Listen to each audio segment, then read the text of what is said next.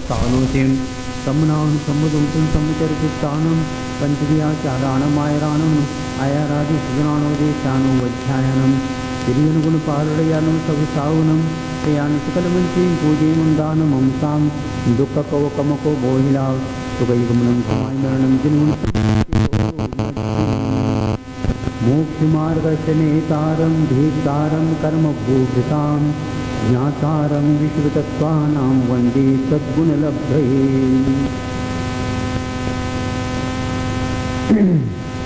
कल आश्रव अधिकार का प्रारंभ हुआ था। अब यह सप्तम अध्याय है। इसमें भी आश्रव का ही उल्लेख है। इससे कई विद्वानों की धारणा ऐसी बन जाती है, व्रत नियम अनुष्ठान वगैरह सारे एक प्रकार से आश्रव के द्वार हैं, लेकिन वे भूल जाते हैं कि जो का त्यों मुनि के लिए 9वें अध्याय में यही प्रकरण आ जाता और प्रथम सूत्र से ही आ जाता, उसके द्वारा संवर भी स्वीकार किया। इसलिए व्रत को एकांत से आश्रव का कारण नहीं मानना चाहिए। पहले ये संकेत के साथ हम ये प्रारंभ कर रहे हैं। यदि व्रत आदि किया इसमें जो दिया गया विषय आश्रव का ही कारण है, तो सम्यक दर्शन के विषय में भी यही कहा जाएगा। हिंसानृतस्तेया ब्रह्म परिग्रहेभ्यो विरतिर्व्रतम्। हिंसा से, झूठ से मैंने चोरी से, अब्रह्म मैंने कुचिल से और परिग्रह से, विरति मैंने विराम लेना, इसका नाम व्रत है। विराम का अर्थ दूर होना अथवा इन 5 पापों को छोड़ने का नाम व्रत है। 5 पापों का छोड़ने का नाम व्रत है और उसके द्वारा संवर नहीं होता और केवल आश्रव होता, यह मान्यता बिल्कुल स्वाध्यायशील के लिए उचित नहीं है। हिंसा एक प्रकार से सावर और त्रस्त दोनों प्रकार के जीवों से हिंसा से विरत होने का नाम यहाँ पर व्रत कहा, सामान्य से कहा। राग और द्वेष से भी रहित होने के लिए कहा जाएगा, लेकिन वह गौण रूप से स्वीकृत है। इसके 2 भेद हैं, इसके लिए आगे का सूत्र दिया जाता है। देश सर्वतोनुमहति अनुमहत्य इति अनुमहति। अनुव्रत और महाव्रत 2 प्रकार से। व्रत का अर्थ विरति कहा, 5 पापों से एक देश दूर हो जाना, यह अनुव्रत कहलाता है। और पूर्ण देश से दूर होना, यह महाव्रत कहलाता है। कई लोगों को यह शंका हो सकती है, कोई एक व्रत ले ले तो हम अनुव्रती हो जाएंगे। आचार्य ने इसको स्वीकार नहीं किया। झूठ बोले और चोरी करे, ऐसा नहीं होता। झूठ बोले, चोरी से छोड़ दे और कुशिल का सेवन करे तो वह संभव नहीं। उसी प्रकार सब कुछ करे लेकिन परिग्रह के परिमाण न करे तो असंभव। इसलिए 5 को एक देश छोड़ो अथवा सर्वदेश छोड़ो। अनुवृत्ति और महावृत्ति के लिए 5 पापों का क्रमशः एक देश त्याग अथवा सर्वदेश त्याग अनिवार्य होता है। तत्स्थैर्यार्थम भावना पंच उन व्रतों की स्थिरता के लिए 5 भावनाएं एक व्रत के लिए बताई गई हैं। बहुत अच्छे ढंग से सुनो, हमारे लिए सूत्र चाहिए, हमारे सूत्र चाहिए, ऐसे कई लोग कहते हैं हमारा मन लग जाए। यदि व्रत लिया है या सम्यक दर्शन की बात करते हैं तो इसमें पूरी भावना दी गई है। भावना वह कहलाती जिसके द्वारा आप इन 5 व्रतों को और सम्यक दर्शनादि को दृढ़ बना सकते हैं। इसके ना ये दृढ़ नहीं बन सकते। जैसे आयुर्वेद में भावना का नाम पुट है, पुट जानते हैं, सहस्त्रपुटी अब्रक हैं, लक्ष पुटी अब्रक है, 10 सहस्त्रपुटी अब्रक हैं, ऐसा आ जाते हैं। अब्रक एक वस्तु है जो रसायन के माध्यम से अब्रक को संशोधित करके उसमें भावना दी जाती है, जितने उसके पुट बनेंगे उतने ही वह बहुत जल्दी कार्य करता है। उसी प्रकार आपका व्रत संवर और निर्जरा के लिए कार्यकारी तब होता है जब उसके पीछे आप हमेशा हमेशा भावना के पुट देते रहें। महाराज आप ही देते रहो आशीर्वाद के रूप में तो हमारा हो जाएगा, ऐसा हो नहीं सकता। हाँ, अब बताते हैं एक एक क्रम से। वांग मनोगुप्त कीर्यादान निक्षेपण समित्यालोकित पान भोजनानि पंचः।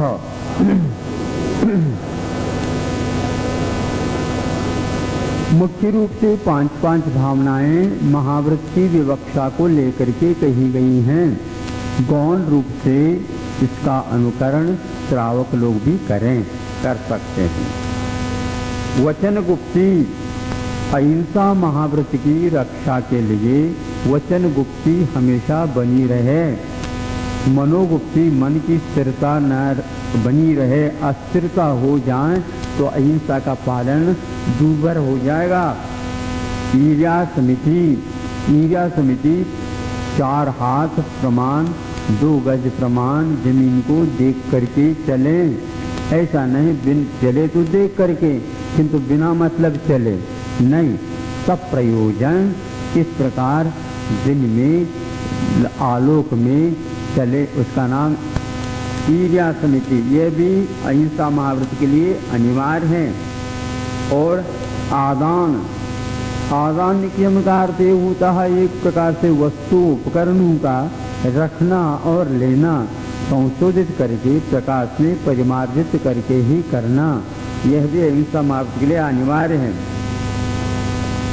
आलोकित पान भोजन, आलोकित का अर्थ उजाला में, उजाला 2 प्रकार के, एक सूर्य प्रकाश का उजाला और एक आप लोगों की लाइट की व्यवस्था के उजाला। लाइट की व्यवस्था के उजाले में अन्न और पान का संशोधन नहीं हो सकता। क्यों नहीं हो सकता? बहुत अच्छे हो सकते हैं। जितने भी अच्छे जो है घंटों तक ऑपरेशन होते हैं वो लाइट में होते महाराज, सूर्य प्रकाश में होते नहीं। और वह सूर्य प्रकाश को अच्छा भी नहीं मानते, इसलिए लाइट की व्यवस्था बहुत अच्छी है, अच्छे ढंग से ऑपरेशन होते हैं। तो इसलिए हम भोजन पानी लाइट में कर लें, नहीं, लाइट में तो जीवन की उत्पत्ति होती रहती है, इसलिए वह हमारे लिए वर्ज्य। या तो यूँ कह दो उस समय लाइट नहीं थी, सनलाइट तो बहुत अच्छी थी। फिर रात्रि भोजन का त्याग तो संभव ही नहीं हो सकेगा। तो अब 2 दिन के भोजन का ही क्या करना पड़ेगा यदि लाइट बहुत अच्छी है तो फिर। हाँ, यही बात है। दिन में श्रावण और भाद्रपद में प्राय करके घटाएं छाई रहते हैं, इसलिए अच्छे लाइट जलाओ। रात में करो, रात और दिन का कोई भेद ही नहीं, समाप्त हो गया, विज्ञान का यह आविष्कार है। ऐसा नहीं। आलोकित पान और भोजन ये 5 हो गए। ये बार बार 5 लिखते हैं, इसका अर्थ ऐसा लगता है इस ओर आपका ध्यान विशेष जाए, ऐसा हमें समझ में आता। नहीं तो एक बार 5 लिख देते हैं, लेकिन नहीं, प्रत्येक सूत्र के साथ 5 की संख्या यहाँ पर आती है। संख्या जहाँ पर दी जाती है वहाँ पर विशेष रूप से ध्यान आकृष्ट करने का उनका उद्देश्य रहता है, और इतने ही हैं, ज़्यादा नहीं, ये भी कहा जाता। क्रोध लोभ भीरुत्व हास्य प्रत्याख्यानान निमित्त भाषणम च 5। क्रोध का प्रत्याख्यान, लोभ का प्रत्याख्यान, भीरुत्व का प्रत्याख्यान, हास्य का प्रत्याख्यान और अनुवीची भाषण का प्रत्याख्यान नहीं। क्यों? अनुवीची भाषण का अर्थ आगम के अनुसार निर्दोष वचन यानी भाषण का उपयोग करना, तभी सत्य महाव्रत का पालन हो सकता है। आवेश में आकर के कुछ कह दे तो वह कभी भी सत्य का उद्घाटक नहीं हो सकता। लोभ करने, लोभ के साथ कुछ बोले तो वह भी नहीं संभव। भीरुता, डर के कारण मैं कह दूं, मैं लिख दूं, मैं कुछ बोल दूं तो वो क्या करेंगे। राजा महाराजा अनेक प्रकार के अत्याचार आ सकते हैं, इसलिए डर के कारण यदि आप बोलेंगे निश्चित रूप से सत्य का समर्थन नहीं हो सकेगा और हंसी मजाक के साथ तो संभव ही नहीं है। इस प्रकार इन चार का प्रत्याख्यान करना और आगम को हमेशा हमेशा गौण नहीं करना। कई लोग परंपरा को तो मुख्यता देते हैं किंतु आगम की ओर देखते नहीं, लेकिन वह परंपरा आगम का पोषण करने वाली हो तो वो तो और अच्छा माना जाता है। क्या ये रेफरेंस की बात जो होती है वह तब जी जाती है जब मूल के समर्थन में और उसकी धारा कब से आ रही इसके लिए कहा जाता है। रेफरेंस तो आपने दे दिया लेकिन परंपरा के लिए रेफरेंस दे दिया तो वह आगमिक नहीं माना जाएगा। आगम के अनुकूल बात हो और उदाहरण दे दो, रेफरेंस दे दो तो वह मुख्य माना जाता है। जो व्यक्ति इसके द्वारा ही काम निकलता है तो एक प्रकार से शास्त्र परंपरा को वह गौण कर रहा है और शास्त्र परंपरा एक बार गौण हो जाएगी तो फिर हमारे लिए कोई सत्य का उद्घाटक कोई भी नहीं मिलेगा। ये जिनवानी जीवित थी इसलिए अनेक प्रकार के शंका समाधान के लिए हम चिंतन कर सकते हैं। यदि ये नहीं हो कोचित भांति पदार्थ पांच। हाँ, इसलिए सत्य के उद्घाटन के लिए चार का त्याग और अन्वीच भाषण का प्रयोग अनिवार्य है। शून्यागार मोचित आवास परो परोदाकरण भैक्ष शुद्धि सधर्मा विसंवादाः पंच।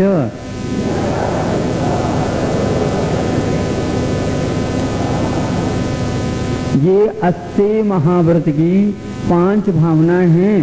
शून्य आगार में रहना, शून्य का अर्थ जहाँ पर घर गृहस्थी से रहित, वहाँ गिरी कंदर इत्यादि भी हो सकते हैं। आगार मतलब घर होता है, वह गुफा अधिक भी हो सकते हैं। विमोचिता वास का अर्थ जिसमें गृहस्थ रह रहे हो अथवा नहीं भी रहे लेकिन गृहस्थों ने उसको छोड़ दिया हो, जिसके ऊपर किसी का स्वामित्व नहीं है तो वहां पर रहना ये आवास कहा, विमोचित आवास। शून्य आगार अलग है, विमोचित आवास अलग है। परो परोधाकरण ये महत्वपूर्ण है, दूसरे का उपरोध नहीं करना। उपरोध का अर्थ विरोध नहीं, आप यहाँ नहीं पर बैठ सकते, मैं बैठा हूँ, अथवा मैं यहाँ पर बैठता हूँ आप नहीं आ सकते इत्यादि जो विसंवाद की जड़ होती है वह नहीं करना। यदि करते हैं अस्ते महाव्रत को आप सुरक्षित नहीं रख रहे हैं। भय शुद्धि जो चेतना समिति आगम के अनुकूल उसके अनुसार ही भिक्षा शुद्धि रखना। एक स्थान पर यदि रह करके गुजारा कर ले महाराज अच्छी साधना होती है, इधर उधर की बातों से भी बच जाते हैं, एक स्थान पर रह ले, नहीं, वह भिक्षा शुद्धि नहीं मानी जा सकती। क्या समझे?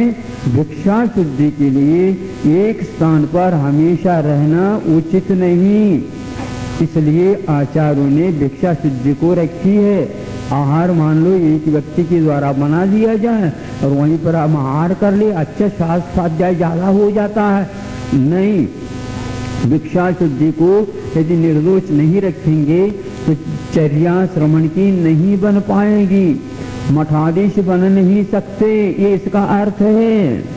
हाँ, एक स्थान रह गए तो इसका अर्थ स्वामित्व हो जाएगा, एक स्थान पर भोजन वहीं के वहीं करने लग जाएंगे, स्वामित्व हो जाएगा। आहार विहार और निहार ये दोनों तीनों समाप्त हो जाएंगे, फिर पीछे और कमंडल का मैं कोई मतलब नहीं रहेगा। धीरे धीरे ये होता जा रहा है, इसको थोड़ा देख करके श्रावकों के द्वारा अच्छा समझ में आ जाए तो बहुत अच्छी बात है, क्योंकि मुनि महाराज तो बहुत अल्प होते हैं, श्रावकों की संख्या ज्यादा होती है। और भय सिद्धि हो गया। सधर्म अविसंवाद, साधर्मियों के साथ विसंवाद नहीं करना। विसंवाद नहीं करें तो क्या करें? विवाद करें। विवाद और विसंवाद ये कई बात है, फिर क्या करें? साधवाद को अपना, विवाद न करो, अनेकांत के रहस्य को समझो, फिर आगे बढ़ो। किंतु यह कलह होना एक प्रकार से सभी प्रकार के व्रतों को छोड़ने के लिए ही कार्य करता है, जोड़ने के लिए नहीं। कई लोग सद्धर्मा विसंवादा बोलते हैं पाठ, सद्धर्म नहीं, यहाँ पर सधर्म, धर्मन शब्द है, धर्मन शब्द नकारांत है तो सधर्मा बनता, उसमें धर्म सहित यदि है तो सद्धर्म बन जाता, तो वह सद्धर्म नहीं, यहाँ पर सत उपसर्ग या सत शब्द नहीं है, सधर्म है। साधर्मियों के साथ विसंवाद नहीं करना। ये 5 अस्तेय महाव्रत के भावना है। स्त्री राग कथा श्रवण, तन्मूलोरांग निरीक्षण, पूर्वतानुस्मरण, वृश्रेष्ठ रस, स्वशरीर संस्कार त्यागाः 5।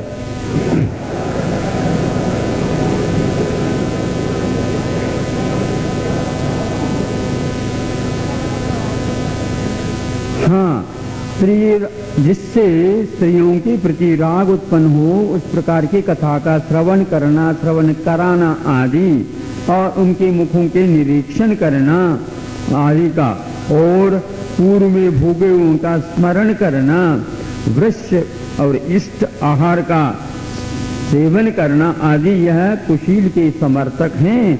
और उसी प्रकार स्व शरीर का संस्कार, यह भी एक प्रकार से अब्रह्म का त्याग, यानी शील व्रत के लिए दोष कारक है, इसलिए त्याग कहा है। इसलिए चारों 5 का त्याग करना चाहिए। अब यहाँ स्व शरीर कहा, पर शरीर के लिए नहीं कहा।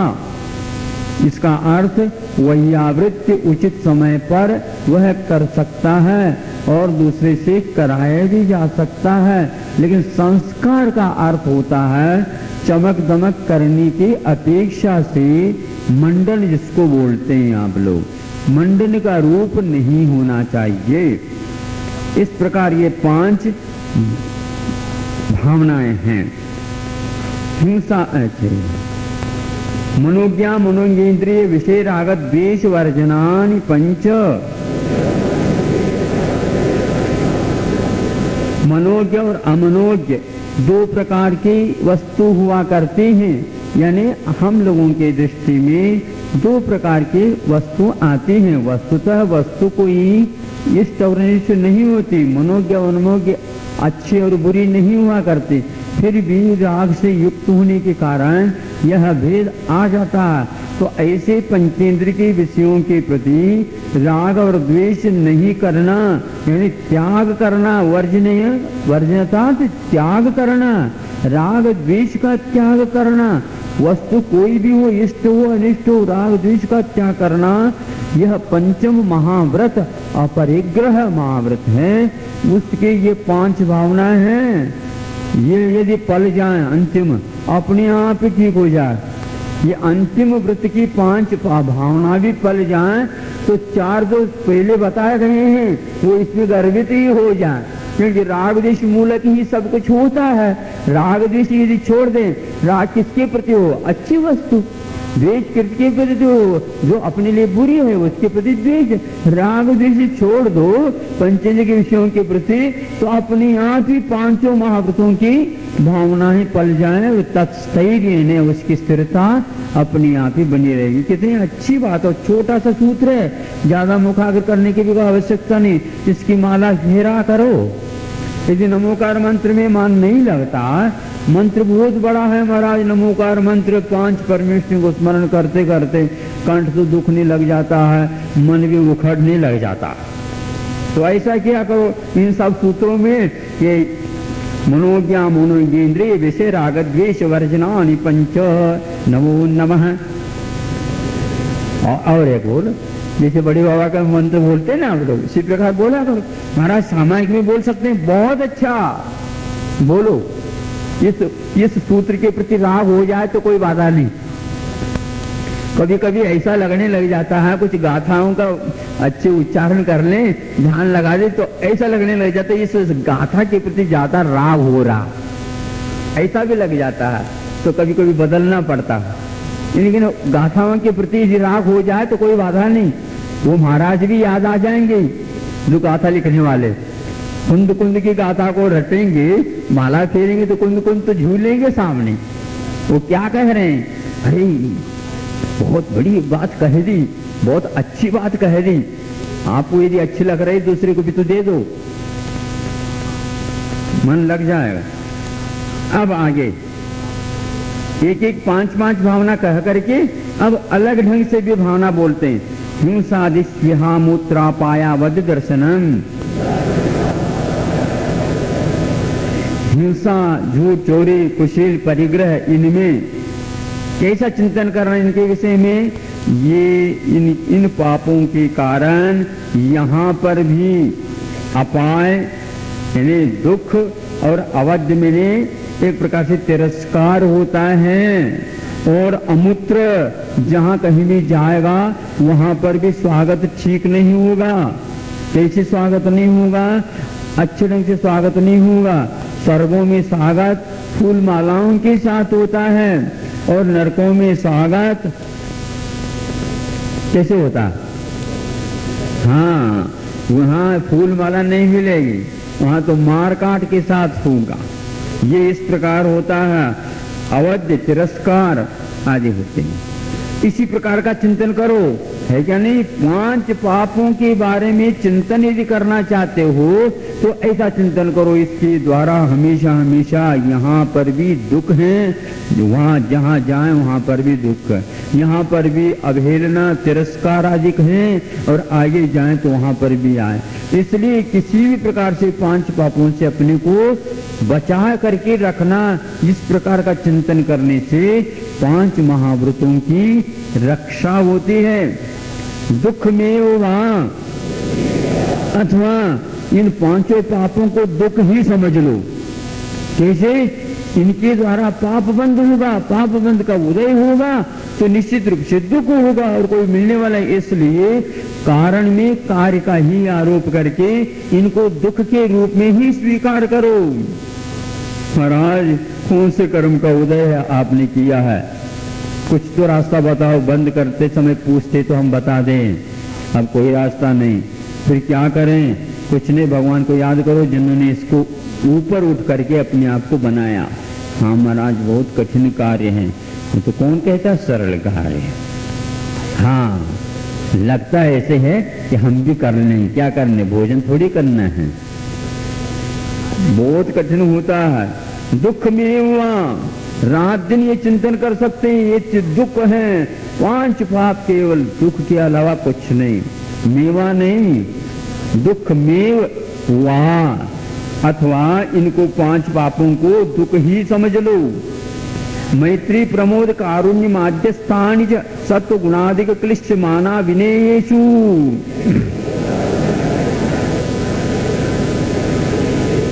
ये 4 भावना इसमें हैं।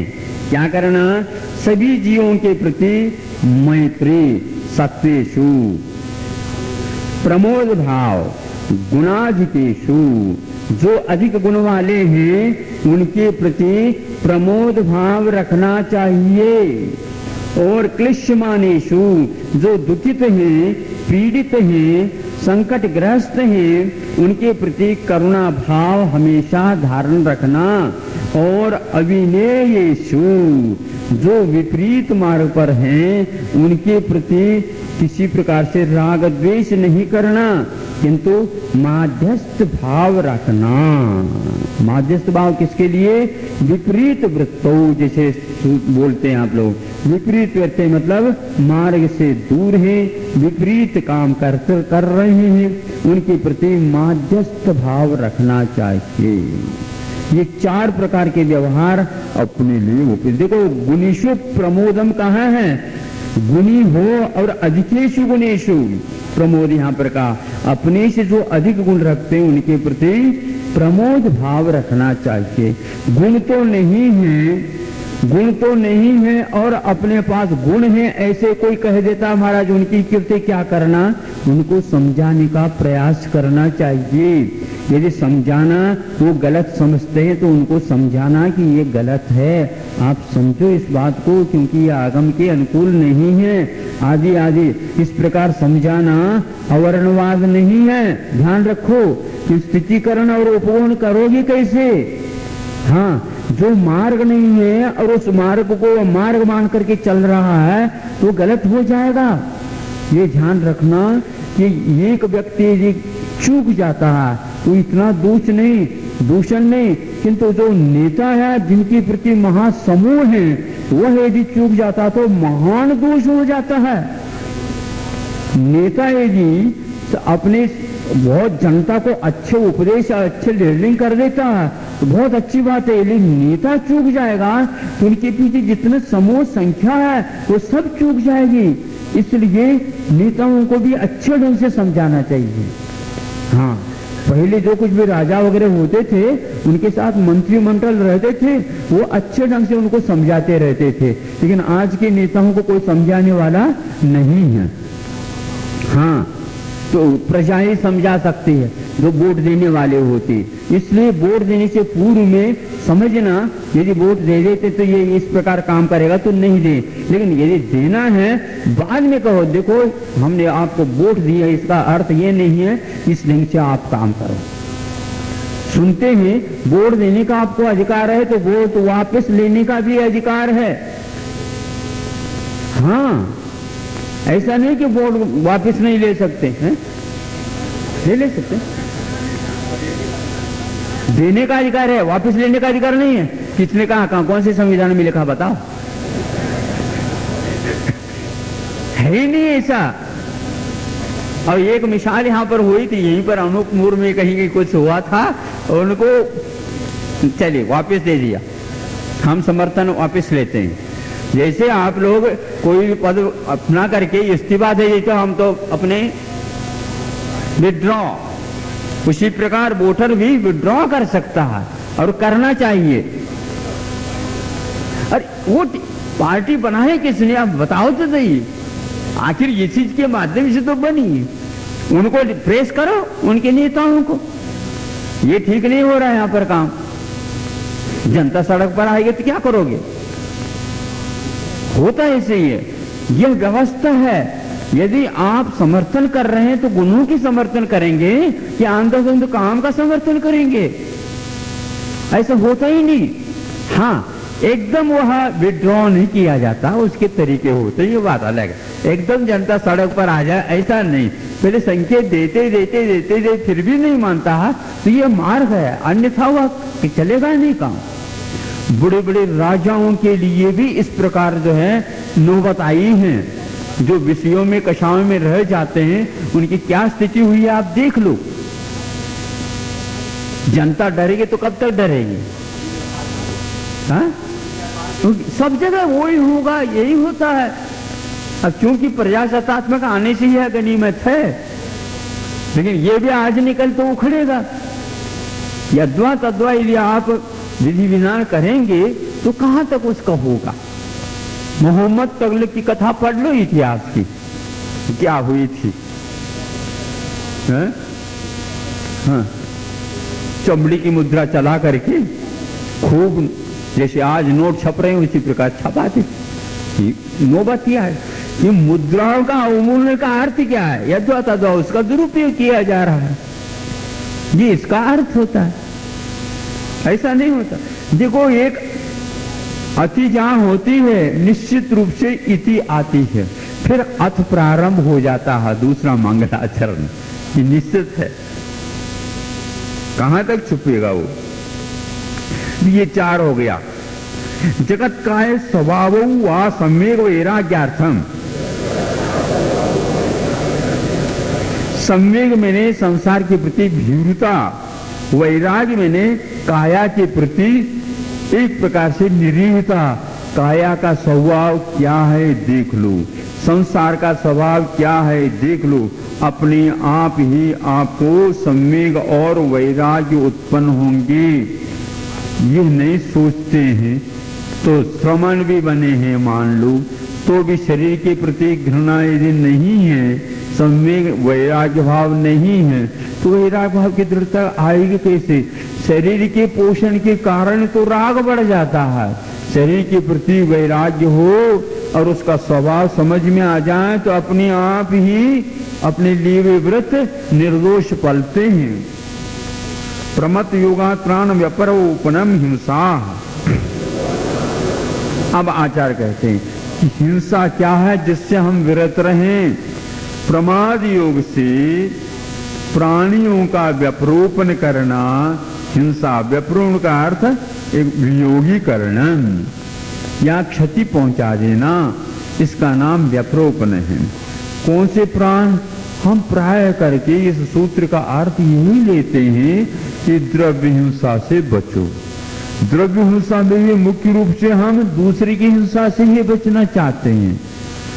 अपने शरीर में जो प्राण हैं उनको जो क्षति पहुंचती है उसकी ओर कोई देखता नहीं। प्राय करके दूसरे को पानी तो छान लेंगे और अपने प्राणों को कैसे छानेंगे बताओ? प्राणियों को जब छान रहे हैं, पानी जब छान रहे हैं, तो अपने प्राणों को भी सुरक्षित रखना चाहिए।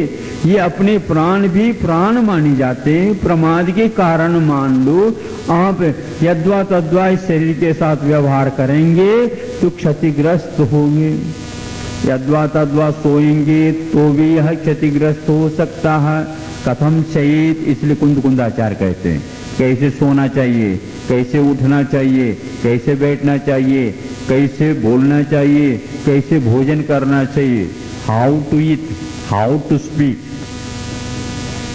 हाँ, कैसे बोले, कैसे खाएं, ये यदि नहीं है तो समिति पालन नहीं कर सकेगा। हित मित व्यवहार होना चाहिए और आहार भी होना चाहिए। फुल डाइट नहीं। फुल डाइट नहीं। ये प्रमाद। दो प्रकार की हिंसा होती है, भाव हिंसा और एक द्रव्य हिंसा। भाव हिंसा के बिना द्रव्य हिंसा नहीं मानी जाती। द्रव्य हिंसा हो या न हो, भाव हिंसा यदि हो गई तो हो गई, यानी अपने आर ध्यान, रौद्र ध्यान आदि का अधिक भाव हिंसा के अंतर्गत आ जाते हैं। राग द्वेषादि नाम उत्पत्ति रेव हिंसा तेषाम अभाव अहिंसा इति समये उक्ता। समय मैंने ग्रंथ में राग द्वेष आदि को अनुत्पत्ति का नाम अहिंसा है और राग द्वेष आदि की उत्पत्ति का नाम निश्चय से हिंसा है, ऐसे आगम में कहा गया है। असत अभिधानम अनृतम।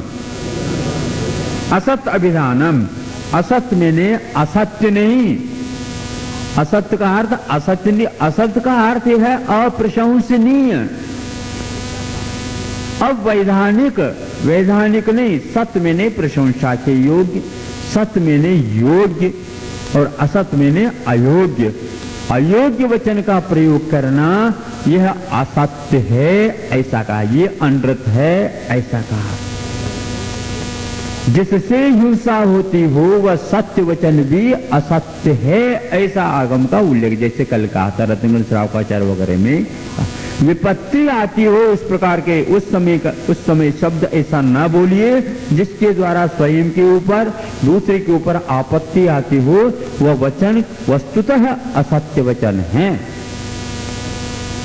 अदत्तादानम स्थेयम, जो नहीं दिया गया था उसको आदान ग्रहण करना ये स्तेय है, चोरी है। चोरी की बहुत बड़ी परिभाषा है, लंबी। ऐसा नहीं कि उठा कर लेना यही जो है चोरी है, ऐसा नहीं। जो नहीं दिया गया था देने के लिए बाध्य कर दिया, ले भैया अब तू आप टैक्स देते हैं या लिया जाता है बताओ, है ना? आप देते नहीं इसलिए तो लिया जाएगा। वो पहले राजाओं के पास तीर जाकर ही देते थे, अब यदि नहीं देते लेना पड़ेगा, ध्यान रखो, फिर तो डर के कार्य दो। तो अदत्तादानम स्थेयम, इसलिए कोई भी व्यक्ति लेना नहीं चाहता है तो हठात यदि आप लेना चाहते हैं तो उसमें चोरी होगी, क्योंकि परोधाकरण कहा था, पर का उपरोध विरोध हुआ तो इसे ले लो।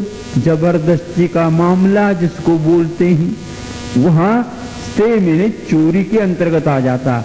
एक बार महाराज जी ने कहा था, ध्यान रखना, दूसरी की एक अलग आस्था है, उस आस्था को यदि आप फेल करना चाहते हैं तो भी उसको दुख होता है।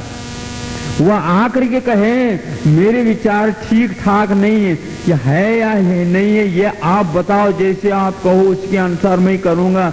अच्छा हो तो भी कहो, बुरा हो तो भी कहो, आप कहो तो हम स्वीकार कर लें।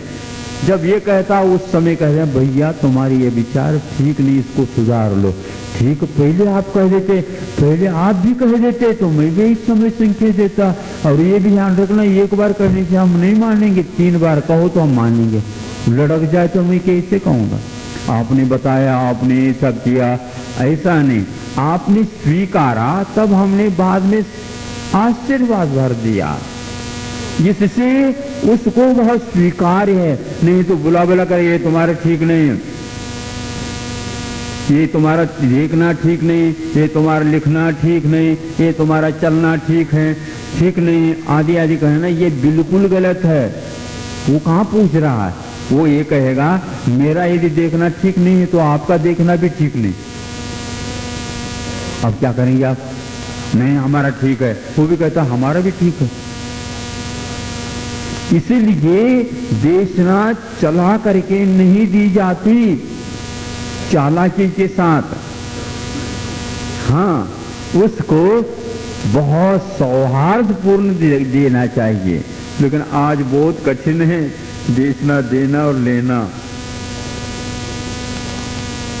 श्रद्धा को भी धक्का लगती है। अदत्तादानं संयम। मैथुन मां ब्रह्म, हाँ मैथुन मैंने वासना है, उसका नाम अब्रह्म है। इसके साथ सबके साथ प्रमत्त योगात लगाते चले जाना चाहिए, प्रमत्त के बिना नहीं। मूर्छा परिग्रह, परिग्रह किसको बोलते हैं? परिग्रह का अर्थ वस्तु नहीं, वस्तु को परिग्रह मानना औपचारिक है। किसी के पास एक भी वस्तु नहीं है, कोई भी पंचेंद्रिय सामग्री नहीं है, फिर भी उसके पास मूर्छा है तो परिग्रह है। और एक के पास बहुत वस्तु हैं लेकिन वह प्रमाण में है तो उसके पास मूर्छा नहीं है। कोई चोरी कर लेता है तो हाँ ठीक है, आज निकल तो जाना था, जाओ ठीक है। इसका नाम परिग्रह है, जो मूर्छा यानी अपने बुद्धि को भ्रष्ट कर दे, गहल भाव में डाल दे और सदमा लग जाए, हार्ट अटैक हो जाए, ये सारे परिग्रह के प्रतीक हैं। क्या करें? ये मूर्छा है। वस्तु को छोड़ने में देर न लगे, तो किनको नहीं लगे? सम्यक दृष्टि को नहीं लगे। और जिसके पास दृष्टि नहीं उसको छूटने के उपरांत भी रोता रहता है, छूटने के नाम से हार्ट अटैक हो जा। क्यों बोलो ना आप लोगों को, बाईपास सर्जरी वगैरह हो रही है तो बताते नहीं लोग। हाँ? उसी के कारण हो जाता है, ऐसा तो नहीं, लेकिन फिर भी बात कही। मूर्छा परिग्रह। निश्चल्यो वृत्ति, वृत्ति कौन होता? जो शल्य से रहित होता। माया, मिथ्या, निधान, ये 3 शल्य हुआ करते हैं, इनसे दूर होना अनिवार्य है। किसके लिए? वृत्ति के लिए। व्रत अंगीकार किए बिना हो जाएगा क्या? नहीं। व्रत अंगीकार करना चाहता है, करता है, तो उसके साथ साथ माया, मिथ्या और निधान, ये तीनों शल्य से मुक्त होना अनिवार्य है। यदि नहीं होता है तो वह वृत्ति नहीं कहला सकता। क्या है अब बताओ?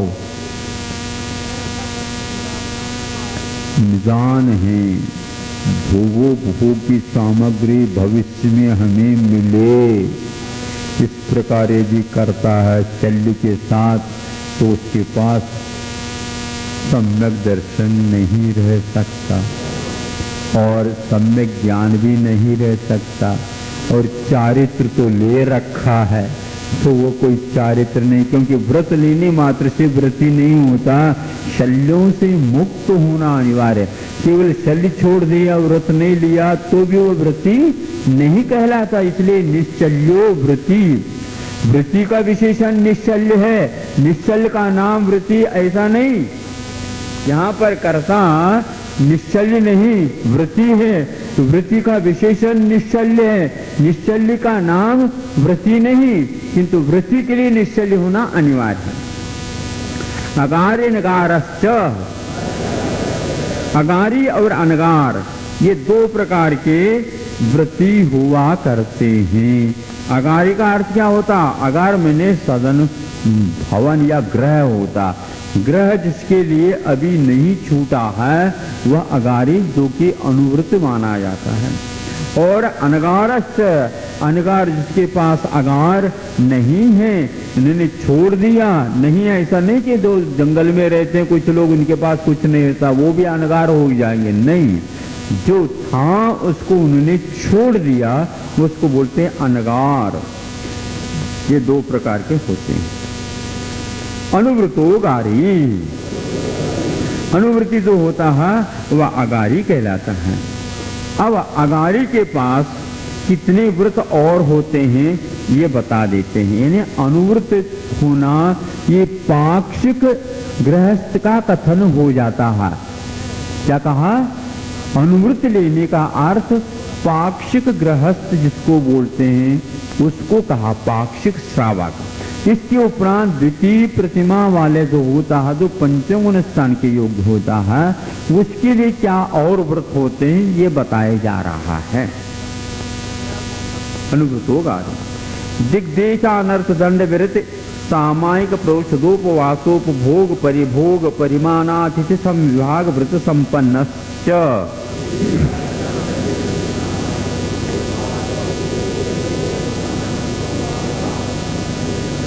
ये गुणव्रत तीन वृत्ति और अनर्थ दंड विरति, इनको इन्होंने व्रत संज्ञा न देख करके क्या किया?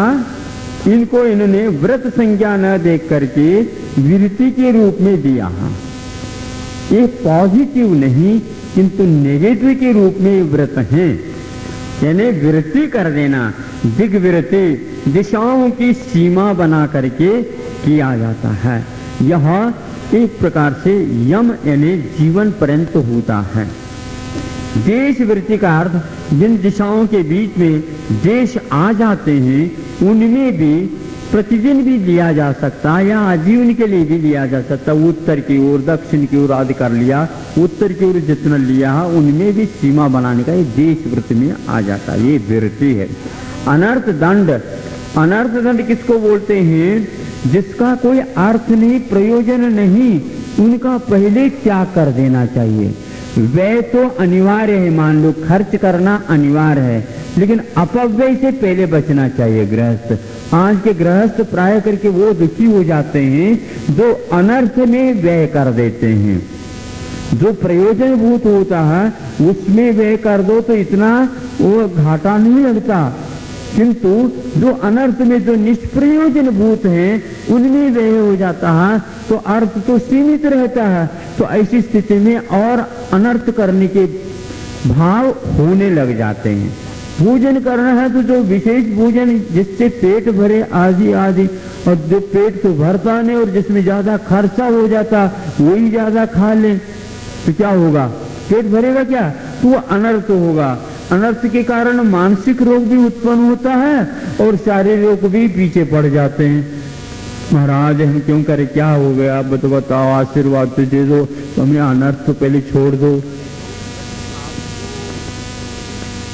ज्यादा इकट्ठा करना भी अनर्थ है, ध्यान रखना, क्योंकि जिसके कारण क्या हो रहा भैया क्या पता है क्या नहीं मिलेगा क्या नहीं, मिलेगा क्या नहीं मतलब आपका धन आपको नहीं मिलेगा, रखे तो बैंक में भूलिए नहीं, ऐसा कहते हैं। तो बोलेंगे नहीं कि ऐसे नंबर से चलने लगे, बताते हैं आजकल नंबर होता है जिसका नाम नहीं रहता, कोट पर बैंक बैलेंस नंबर से चलता, आज नहीं, यहाँ पर नहीं है वो।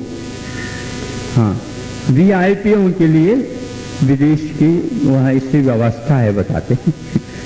हाँ, विदेश में है ऐसी बैंक जो नंबर से चलते हैं। अब वो मान लो समाप्त हो गए तो क्या करेंगे? किसी को कहियो नहीं, किसी को कहियो नहीं, कहने की तो कोई है ही नहीं, वहां पर कोई नाम ही नहीं है, परदादा दादा परदादा कोई बच्चा बच्चा कोई नहीं। प्रशस्ति में तो मूर्तियों के नीचे प्रशस्ति में तो दादा परदादा सारे सारे नाती पोते सब आ जाएंगे, बहू बेटे सब आ जाएंगे, लेकिन उसके लिए अपना नाम भी नहीं रहेगा। मतलब नाम नहीं आप लोगों का है तो, और आप अपने नाम छुपा क्यों रहे हैं? महाराज उच्च गोत्र का वंद होता, ऐसा नहीं होता उच्च गोत्र का वंद। ये आप अपने नाम छुपा रहे हो, इसलिए छुपा रहे कि किसी को लाइट में न आ जाए। और यहां तक सुनते हैं उसका ब्याज नहीं मिलता, किंतु ब्याज अपनी तरफ से और देना पड़ता है, क्योंकि आपके धन की रक्षा हम कर रहे हैं, फिर भी वह विदेश में रखा जाता। ये अनर्थ की जड़ है हमारी दृष्टि में। आपके लिए नहीं हो सकते, नहीं हुआ, लेकिन हमारा विचारता है ये इस देश में रह करके यहाँ की नागरिकता रखते हुए विदेश में धन रखना देश के प्रति आस्थावान नहीं माना जा सकता। बुरा न मानियो।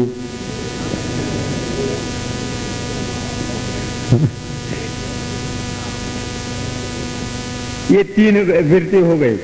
अब ये सामायिक व्रत, तीनों संज्ञाओं में समता धारण करके मुनि महाराज जैसे समता हमेशा रखते हैं, उसके अनुसार शिक्षा जिसके व्रत के द्वारा मिले उसको सामायिक व्रत बोलते हैं।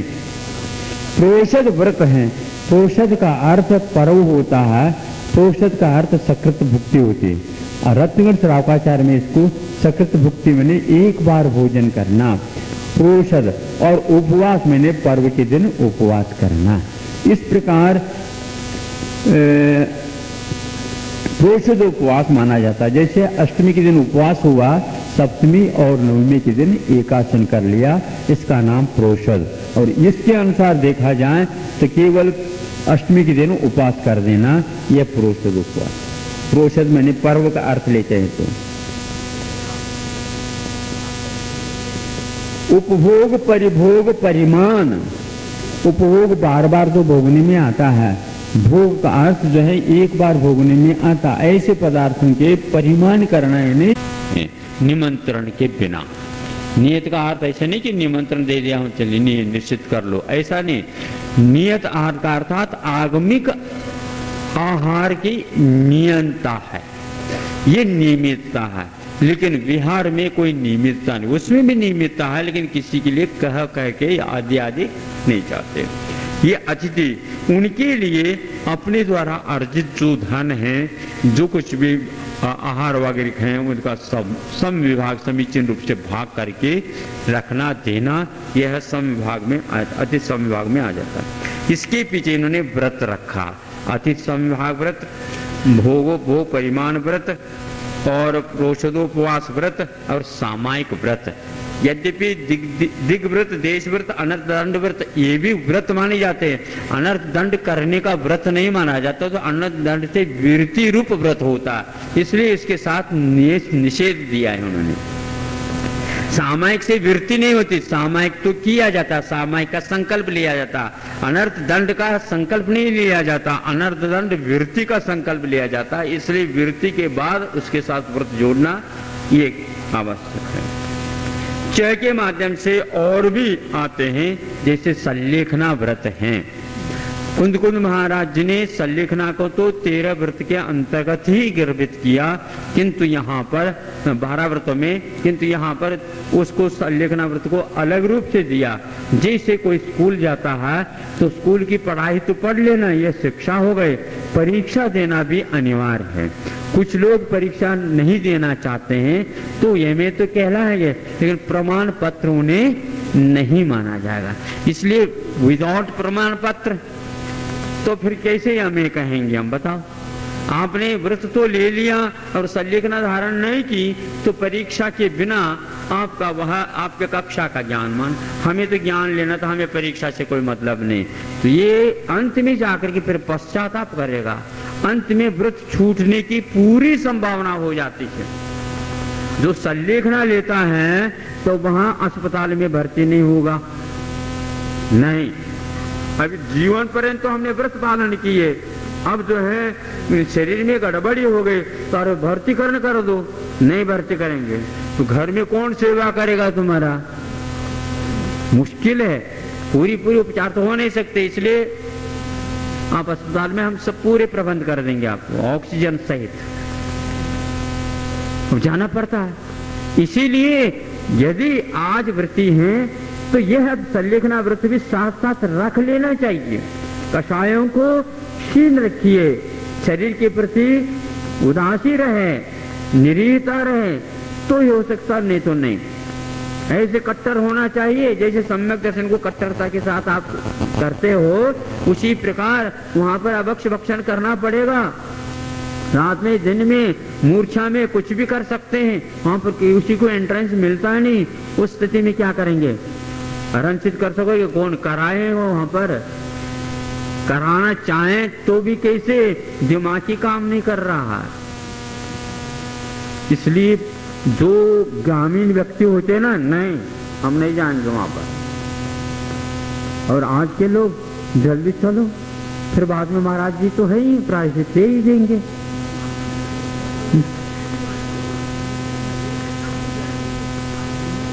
संलेखना हमेशा हमेशा अपने साथ रहना चाहिए। उपसर्गे दुर्भिक्ष से क्या करोगे बताओ, यदि उपसर्ग आ गया आप भोजन नहीं कर सकते, जब तक ये ठीक नहीं होगा तब तक मैं भोजन नहीं करूंगा। ये लीजिए संलेखना हो गई। काय संलेखना को महत्व दे दो ज्यादा, काय तो वैसे ही जाने वाला है, कषाय को दे दो, कषाय संलेखना होने चाहिए। व्रतों के प्रति बहुमान होगा, सम्यक दर्शन के प्रति बहुमान होगा तो उसके दोषों से तो बचेगा। ये निरक्षार होना चाहिए। अब ये मारनाम चिकीम संलेखनाम जोशिता, उमा स्वामी महाराज 12 व्रतों के अंतर्गत संलेखना न लेकर के अंत में लेते हैं, यद्यपि अंत में ही होता है। मरणांत, मरणांत का अर्थ तद्भव मरण, जो अंतिम सीढ़ी पर चला गया है उस क्षण का नाम है मरण। उस समय अब किसी प्रकार से प्राण बचने वाले नहीं हैं, उस समय वह संलेखना को जोशिता यानी प्रीति पूर्वक वह धारण करने वाला होता है। सेविता नहीं कहा इन्होंने, जोशिता कहा। जोशित का अर्थ जोश वाला, हाँ मैं लूंगा, अर्थात प्रीति पूर्वक, जो ऐसे हिंदी में जोश बोला जाता है, लेकिन फिर भी ये कह सकते नहीं हम नहीं छोड़ेंगे, हम संलेखना करेंगे। इस प्रकार उत्साह के साथ, प्रीति के साथ, इसमें किसी प्रकार के आत्महत्या के भाव नहीं रहते, यह जोशिता का अर्थ होता है। शंकाकांक्षा विचिकित्सा निदृष्टि प्रशंसा संस्तवाह सम्यक दृष्टि रतिचारा। अब देखो, व्रत लिए, भावना बोले, फिर इसके उपरांत ये आचार कहते हैं दिग्व्रत देशव्रत इत्यादि को एक व्रतों का उल्लेख किया। अब इनके अतिचार भी होते हैं, उनका हम कथन करना चाहते हैं। तो सर्वप्रथम व्रतों का अतिचार का प्रकरण न दे करके सम्यक दर्शन के अतिचार बता रहे हैं। देखो ये ध्यान रखना, यानी व्रत सम्यक दर्शन के साथ होते हैं, इसलिए सम्यक दर्शन को भी निर्दोष बनाने के लिए, व्रतों की निर्दोषण करने के लिए व्रत सर्वप्रथम सम्यक दर्शन की निर्दोषता भी अनिवार्य है।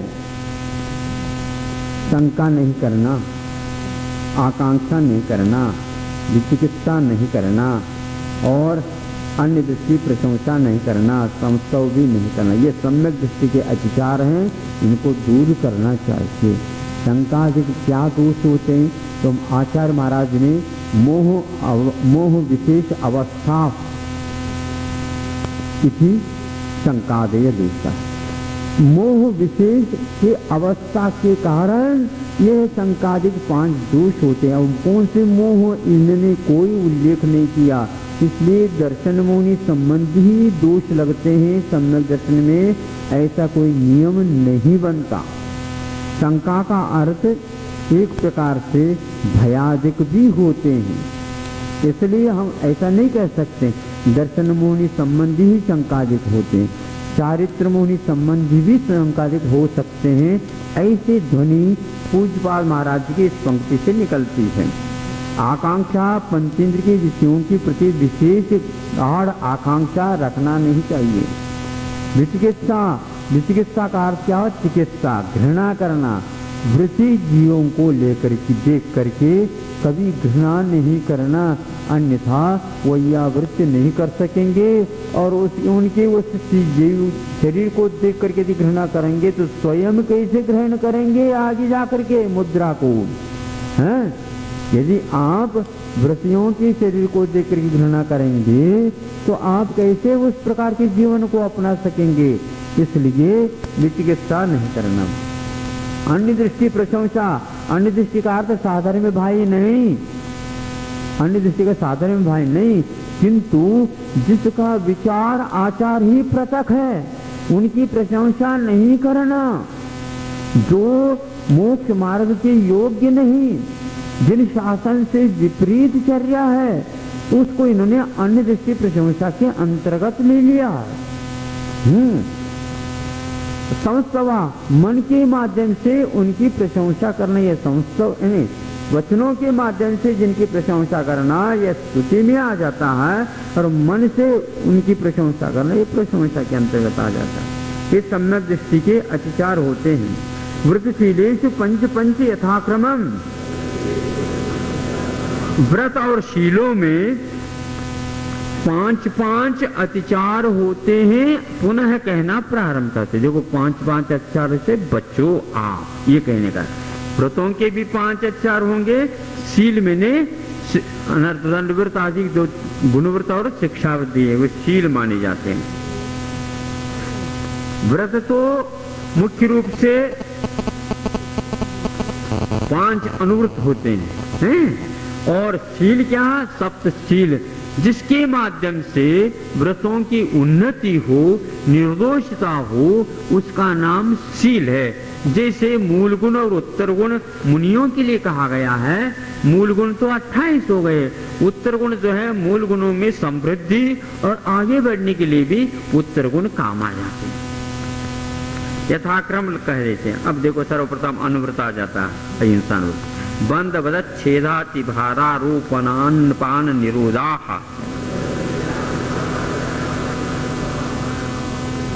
ये बंद का अर्थ इच्छित स्थान पर जा रहा है कोई भी पशु आदि या मनुष्य आदि के भी नौकर चाकर, तो उनको बांध देना, वो जा न सके। इतना बंधन में डालेंगे तो बहुत। अभी एक लेख पढ़ने में आया था, बच्चों को जो हायर सेकेंडरी की परीक्षा देने वाले, बोर्ड की परीक्षा, बच्चों को कहा जाता तुम टीवी नहीं देख सकते, तुम सिनेमा नहीं देख सकते, तुम बाजार नहीं जा सकते, तुम उधर नहीं जा सकते, तुम इधर नहीं जा सकते, यहाँ कमरा है, यहाँ पूरी व्यवस्था है, नंबर बिल्कुल आना चाहिए 80 से ऊपर, 90 से ऊपर। दहशत में आकर के बच्चों ने आत्महत्या कर डाली, चित्र सहित दिया था।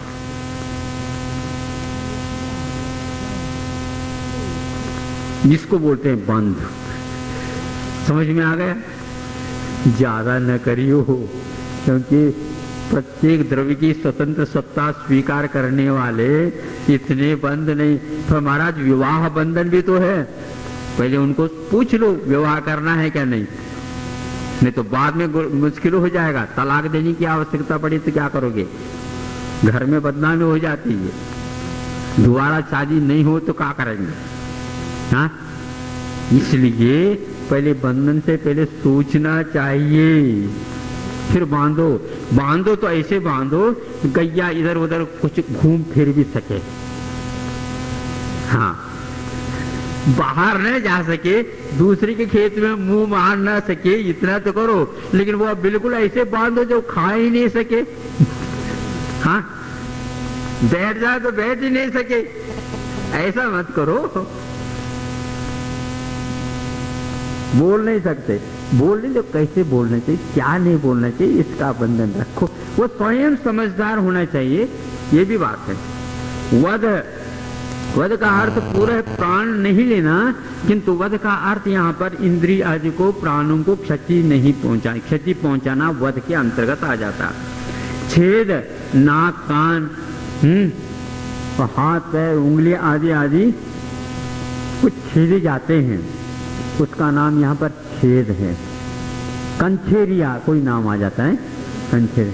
कान को छेदा जाता है, कि जब छुटपन में ही छेदा जाता।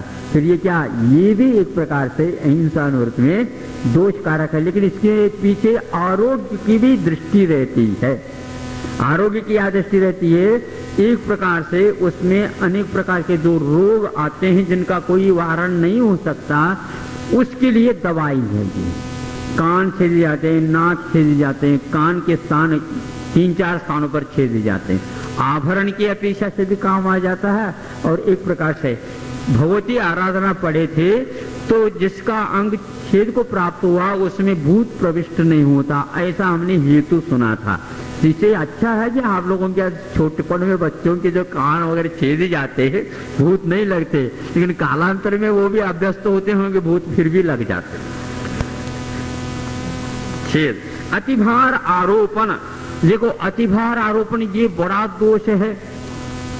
शरीर के पास इतनी क्षमता नहीं है, फिर भी बहुत आरोपण किया जा रहा है। आज छोटे बच्चों के ऊपर अतिभार आरोपण हो रहा है, क्योंकि बच्चा उठते ही नहीं है और वह 20-20 वर्ष से लेकर के जा रहे हैं।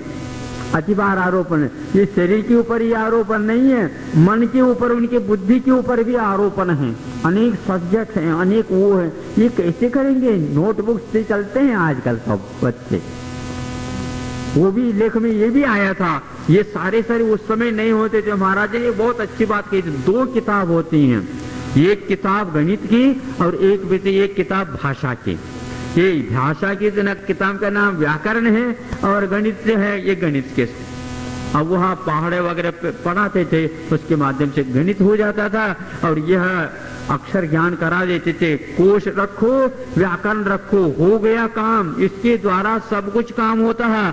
आज लाइब्रेरी चाहिए, कच्छू नहीं आओ थे। हाँ, आता कुछ है ही नहीं, 2 किताब में सब कुछ है, लेकिन बहुत सारे ढेर सारे लगा देते, उसमें सब आगे जाता है। अतिभार आरोप। अन्नपान निरोध, अन्नपान निरोध का अर्थ क्या? भोजन के समय पर भोजन नहीं देना, पानी के समय पर पानी नहीं देना, और देना है तो कम देना। इस प्रकार देने से भी अहिंसा अनुव्रत नहीं पल सकता। होता है कि नहीं? ऐसे होता है, इसलिए कहते हैं अहिंसा अनुव्रत भी बहुत कठिन है। मिथ्योपदेश रोग व्याख्यान कूटले क्रिया न्यासापहार साकार मंत्र भेदाः।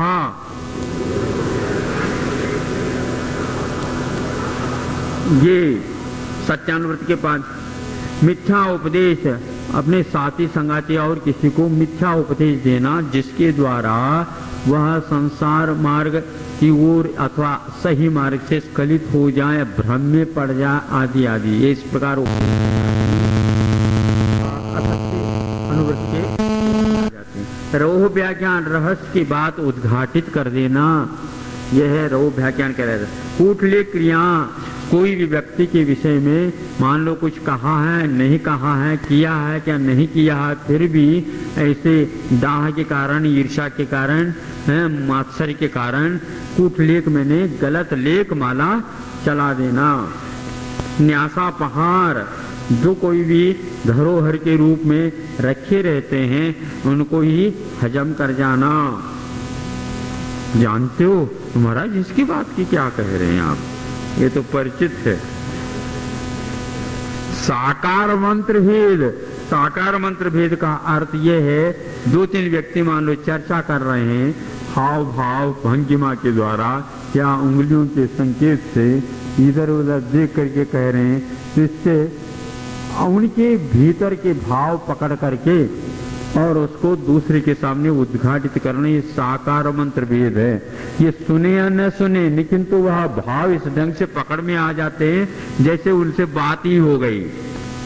फिर ये संदेह होने लग जाता, देखो उन्होंने उनको कहा होगा इसलिए तो ऐसा हुआ है, लेकिन ये कही हुई बात नहीं होती, अनुष्ठित भी बात नहीं होती, लेकिन देखिए करके अभिप्राय को पकड़ करके जो काम करते हैं इसको बोलते हैं साकार मंत्र भेद।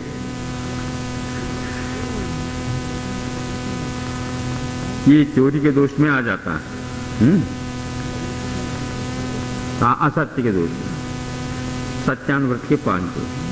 तेन प्रयोग तदार्थादान विरुद्ध राजातिक क्रम हीनादिक मानोन्मान प्रतिरूपक व्यवहारा।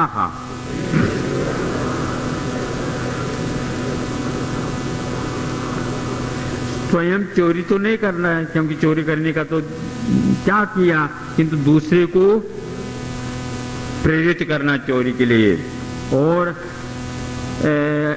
जो कर रहा उसके लिए अनुमति देना आदि आदि। यह स्वयं जो है करता नहीं किंतु दूसरे के द्वारा करता, यह भी गलत माना जाता है। तदार्थादान, जो कोई भी स्वयं ही चोरी करके आ जाता है, कोई वस्तु आपके लिए रख देता है, 2000 रुपए की वस्तु और 100 रुपए में भी ले सकते हैं, वो देने के लिए तैयार हो जाता है, ले लेते हैं। 900 की का आमदनी हो गई, हमारा व्यापार चल रहा है, ये व्यापार नहीं माना जाता, ध्यान रखना। ये तो चोरी का ही दोष है, बल्कि यूं कहना चाहिए जिसने चोरी की है उसको तो बाद में पकड़ेंगे और आपको पहले पकड़ेंगे। ये कहां से आए बताओ?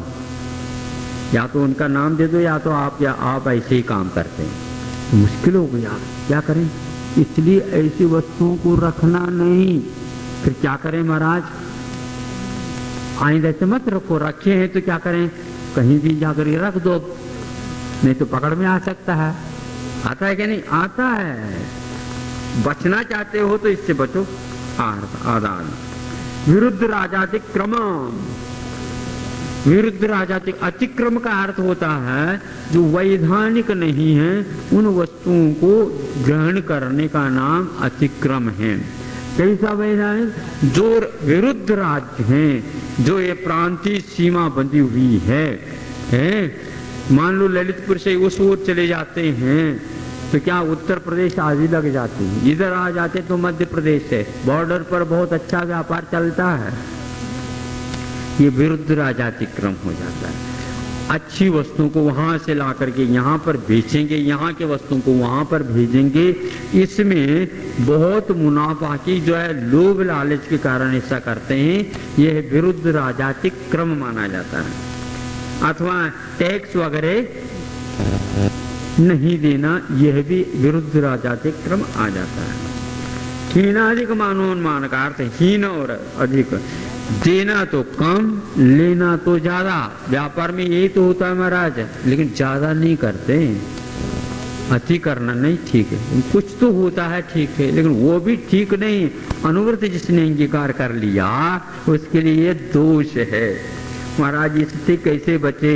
इसलिए तो हम कहते हैं आप सभी मिल करके एक कानून बना लेंगे तो सब चल सकता है, लेकिन आप नहीं कर पाते, इसलिए जो नहीं करना चाहता, इस दोष से बचना भी चाहता, वो बच नहीं पाता।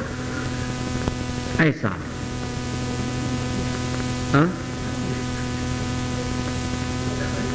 वैश्विक कहा वैश्वीकरण अब नहीं होता।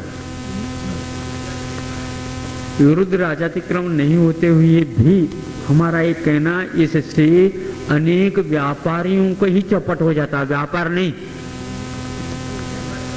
हाँ, आज जो है छोटे मोटे जो व्यापारी हैं उनको कोई गिनती नहीं, अब तो समाप्ति होने को हो गए, क्योंकि वहां का माल इतना आएगा, यहाँ का माल उतना होगा, तो उनके लिए कैसे व्यापार करना मुश्किल हो रहा है। ऐसे भी हम सुनते हैं, तो यहाँ बहुत कठिन है। एक बार महाराज जी ने कहा था कि किसके साथ किसका व्यापार करना ये भी आवश्यक है, ग्राहक को भी कौन से अपनाना, वो ग्राहक कौन है ये भी आपको चाहिए। किसके साथ हमारा व्यवहार होगा ये भी आवश्यक है। लेकिन आज वैश्वीकरण हो जाए तो मांसाहारी है उनके लिए भी आपका माल जा रहा है और शाकाहारी को मिल नहीं रहा है, तो व्यापार आपका सही नहीं माना जाएगा। लेकिन आज यही होता चला जा रहा है। काय का व्यापार ये तो बाद की बात है, किसके साथ व्यापार इसमें भी एक नीति होती है। आज पूरा का पूरा हिंसक के साथ ही आपका व्यापार का संबंध रह जाएगा तो क्या व्यापार है। अपने साथी संगाती जिसके पास जो है आदान प्रदान होना चाहिए था वो न हो करके केवल जो है विदेश के साथ आपका व्यापार होने लग जाएगा, तो वैश्य वृत्ति इसका नाम नहीं है। आप पुराण ग्रंथ पढ़िए, आचार शास्त्र पढ़िए तो मालूम पड़ेगा कि कितना व्यापार कैसा होता है। वैश्य 3 प्रकार के होते थे, एक किसान ये भी वैश्य में आता है, और एक जो व्यापार करने वनिकृत्य वाले ये भी व्यापार है, और पशु पाल्यो पेता है, पशुओं के पालन करने वाला भी वैश्य है, जिसके माध्यम से शाकाहार की रक्षा होती है, सात्विकता की रक्षा होती है और सब कुछ हो जाता है, शाश्वत हो जाता है। लेकिन आज इसको व्यापार ही नहीं समझते। कई लोग तो ये समझते हैं किसान होने का अर्थ जैनियों के यहाँ किसान होते नहीं, ये कह दिया, गलत है ये बिल्कुल। दक्षिण में अच्छे अच्छे सेठ साहूकार किसान ही हैं। 100-100, 200-200, 300-300, 500-500 एकड़ की जमीन करने वाला वह व्यक्ति, उसके द्वारा कईयों का निर्वाह हो जाता, पशुओं का पालन हो जाता। उसको यदि वही से नहीं कहोगे तो फिर क्या हो बताओ,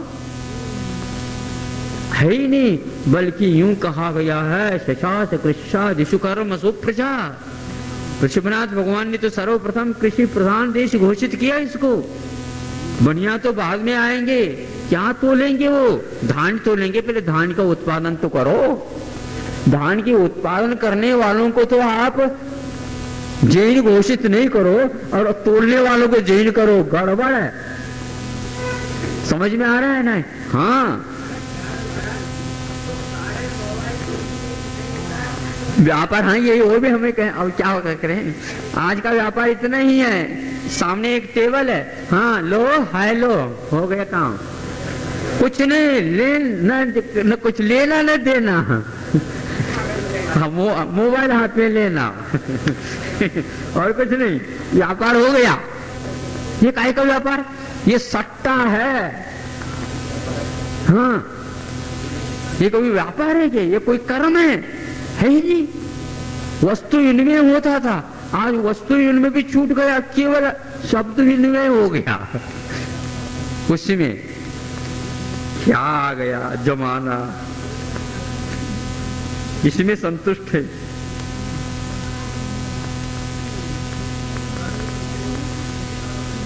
हीनाधिकार, हीन कम देना और बहुत ज्यादा लेना, कम नापना और ज्यादा नापना, लेते समय ज्यादा नाप लेना और देते समय कम लेना। प्रतिरूप के व्यवहार यानी समान गंध, समान स्पर्श, समान रूप आदि वस्तुओं का एक दूसरे में गटपट करके दे देना। जैसे पानी को दूध में पानी में मिला करके दे देना। नहीं महाराज, आज ऐसा नहीं होता, पानी में दूध मिला करके दिया जाता। हाँ, क्योंकि वैश्वीकरण हो गए ना, विश्व तक पहुंचाना। पर विवाह करने त्वारिका परिग्रहिता गमनानंग क्रीड़ा काम तीव्राभिनिवेशा।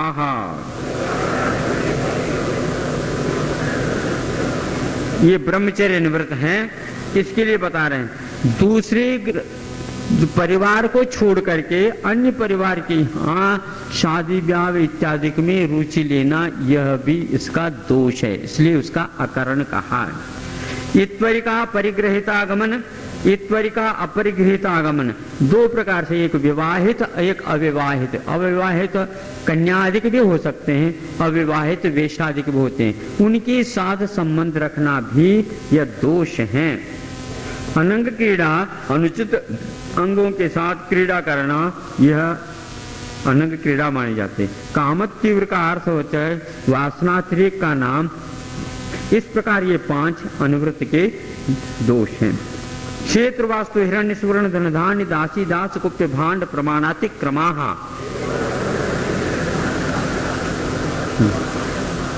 ये परिग्रह अनुवृत्त, परिग्रह परिमाण अनुवृत्त का क्षेत्र, जहां पर बीज बोए जाएं उसका नाम क्षेत्र। अच्छे क्षेत्र निर्माण क्षेत्र नहीं, क्षेत्र का अर्थ यहां पर खेत से मतलब है। वास्तु जो बिल्डिंग वगैरह है। हिरण्य, हिरण्य जो व्यापार के चलन में काम में आ जाते, जिसके द्वारा। सुवर्ण का अर्थ सुवर्ण प्रसिद्ध है। धन और धान्य है। धन का अर्थ क्या लेना और धान्य का अर्थ क्या लेना? धन का अर्थ होता है गजधन है, अश्वधन है, गोधन है, आदि आदि को धन लिया है।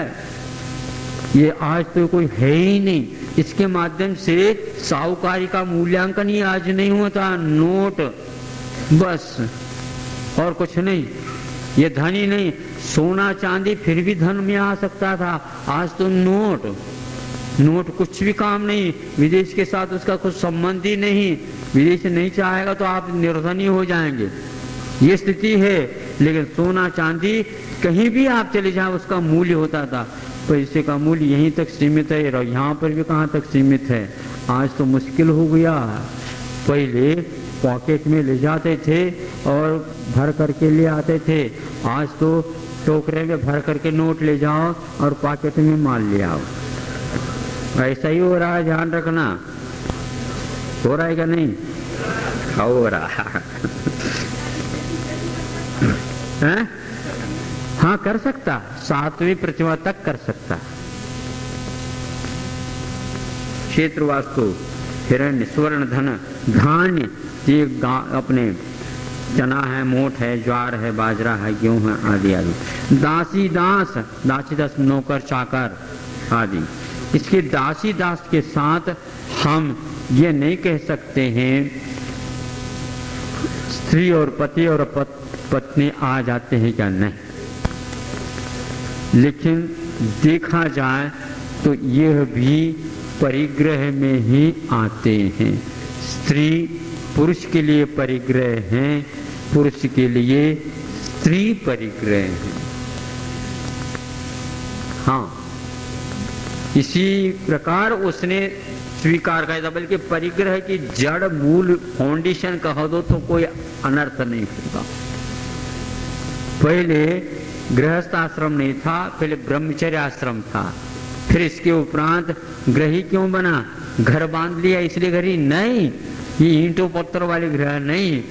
जो गृहिणी को हाथ में पकड़ लिया, पानी ग्रहण किया तो इसकी आवश्यकता पड़ी, इसलिए ग्रहे तिष्ठति गृहस्थ है नहीं, किंतु जो गृहिणी को स्वीकार कर लेता है, इसलिए इसको पानी ग्रहण बोलते हैं। यहीं से ग्रहण प्रारंभ हो गया और इसको हम परिग्रह के रूप में न लें, दासी दास में ये सब आएंगे। इसके बाद और कोई रखता है उसको भी लेंगे और इसको भी लेंगे, ऐसा। हाँ, भोग्य पदार्थ है, इसलिए सीधी सीधी बात है। मूर्छा परिग्रह पत्नी के प्रति पति की मूर्छा नहीं रहती क्या? और पति के प्रति पत्नी की मूर्छा नहीं रहती क्या? परिग्रह हो गया। ये कैसे आप निकाला रहे हैं अर्थ? हमें तो ये समझ में नहीं आता। अपने आप को बचाना चाह रहे हो क्या? दासी दास कहा इसलिए तो हम परिग्रह नहीं, ये तो और गड़बड़ है। मूल परिग्रह बोल रहे हैं। अब यहां से परिग्रह प्रारंभ हुआ। आपके पास नौकर चाकर क्यों आए? आप स्वयं परिग्रह रख रहे हैं, इसलिए तो आ गए। कुप्य और भांड ये भी परिग्रह, इनके भी प्रमाण कर देना। इनका अतिक्रमण करते हैं, गड़बड़। ऊर्ध्वाधस तिर्यक व्यतिक्रम क्षेत्र वृद्धि स्मृत्यंतर आधानानि।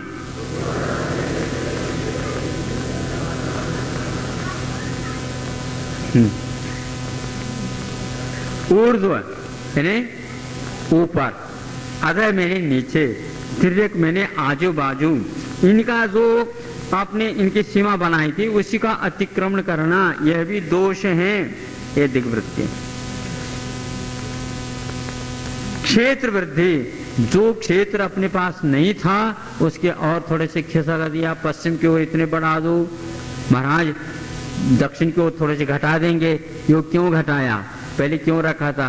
क्योंकि वहां पर व्यापार ठीक नहीं चल रहा, इधर अच्छा व्यापार चल रहा है तो लोग बढ़ गए ना, इसलिए क्षेत्र वृद्धि करते हैं। ये भी स्मृत्यंतर आधानानि, स्मृत्यंतर आधानी का अर्थ क्या होता है? एक प्रकार से अनुस्मरण हो जाता है, कितना रखा था इसका स्मरण में नहीं रखना। आनयन प्रेष प्रयोग शब्द रूपानुपात पुद्गल क्षेपाः, ये देशवृत्त के 5 अतिचार हैं। आनयन, जहां पर अपनी सीमा बांध करके खड़े हो गए, बैठे हैं, उस ओर तो जा नहीं सकते, लेकिन वहां से आ जाओ, वहां ले आओ, ये इतने भेज दो, आदि आदि करना, यह आने में आ जाती है। ये भी दोष है। हम तो गए तो नहीं, यहीं पर बैठे बैठे मोबाइल से कह दिया, महाराज हम अमरकंटक से बाहर नहीं गए हैं। गए कैसे नहीं, आपकी वाणी तो गई, आकाशवाणी, आपके कारण तो वहां से समय पर जो बहुत सारे लोग आ गए। आ रहे हैं क्या नहीं आप लोगों के यहाँ? अभी कई लोगों के यहाँ आ रहे हैं, आगरा से भी आ रहे हैं, आ रहे हैं। प्रेष प्रयोग, यहां से तुम ऐसे चल कर लो ना, वहां पर जाओ, ये कर ले रहे, यहां से भेज दिया, यह भी दोष है। थोड़ी से बहुत तुम्हारा दोष तो है, दोष को दोष मानेंगे तभी तो अब बच सकेंगे, नहीं तो नहीं। शब्द और रूप का अनुपात है। शब्द मैंने कुछ किसी को भेजा भी नहीं, बुलाया भी नहीं, किंतु ऐसे शब्द कर दिया जिसके माध्यम से वह अन्य जो क्षेत्र में था वह आता है अथवा यहां से जाता है, बस इसके द्वारा ऐसा काम हो जाता है। जैसे मान लो कोई शब्द बोला, गर्मी होने लगी, बस इतना कहना पर्याप्त है। ब्रह्मचर्य लोग आ गए, हवा करने लगे। ये क्या, ये तो शब्द बोलने से ऐसा काम होता है। हमने बुलाए नहीं, लेकिन शब्द क्यों निकाला? इंटेंशन नहीं था, लेकिन शब्द क्यों निकला? इतनी संकेत मात्र से वो सेवा करते हैं आप लोगों की। रूपानुपात, अथवा नीचे मान लो ऊपर खड़ा है और नीचे कोई व्यक्ति आए, उनको बुलाना तो नहीं, इधर से कोई किसी को भेजना नहीं, यूं थोड़े से देख लिया, पर्याप्त, उन्होंने देख लिया, वो आ गए ऊपर, हो गए ना। बहुत सूक्ष्म विषय है। पुद्गलपात, अथवा मान लो किसी प्रकार से ढेला वगैरह फेंक दिया, इतना पर्याप्त है, समझ लेते हैं लोग। कंदर्प कौत्कुच्च मौखर्या समीक्षा अधिकरणोपभोग परिभोगानर्थक्यानि,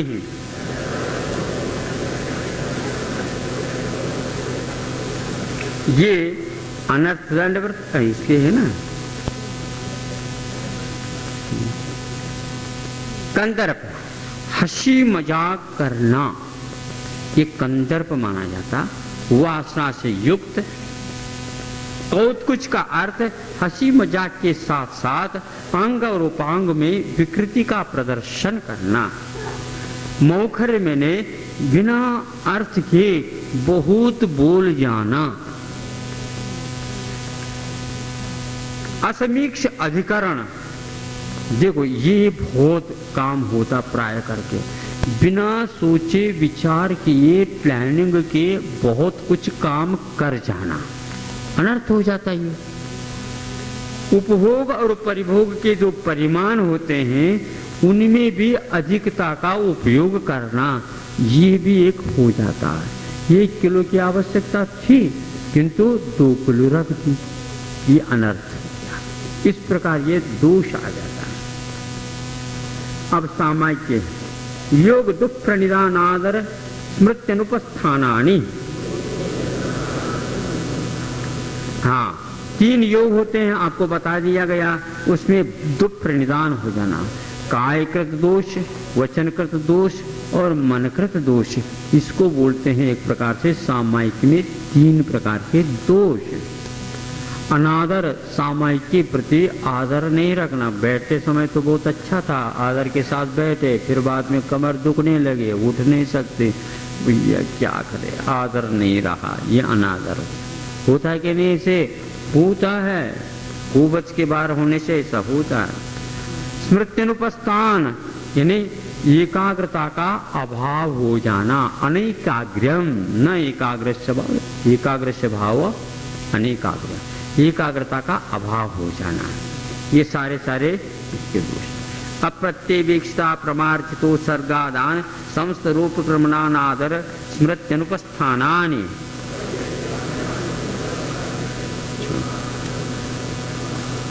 हाँ देखो, बिना शोधे बिना देखे कि अपने